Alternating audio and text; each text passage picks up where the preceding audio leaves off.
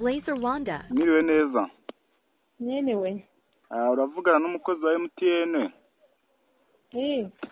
Bari tugize ikibazo kuri mokashi yanyu.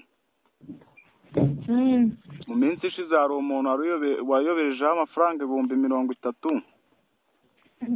Amaze kubitubwira tuguhamagaye dusanga phone yawe ntayiriho.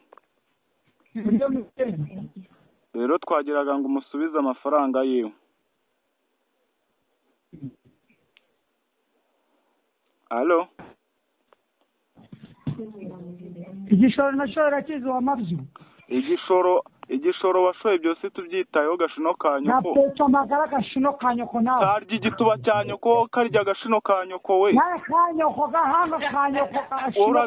Uragakoza imihango ya nyoko mu bugari. Nonyana kwitoro kayamagara kanyoko. Umva nkubwire gashino kanyoko. Karya imihango ya nyoko. Karya gatuba gashino kanyoko kawe. Urakarigatwe n'imbwa mu gatuba ka nyoko. Maneko ni nyoko.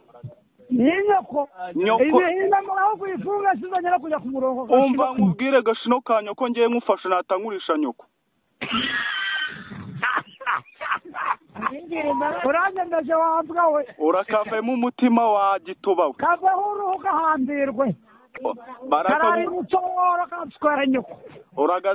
Uragaterwa imisongo mu kibuno cyawe. Gacika amaguru mu Blazer Wanda.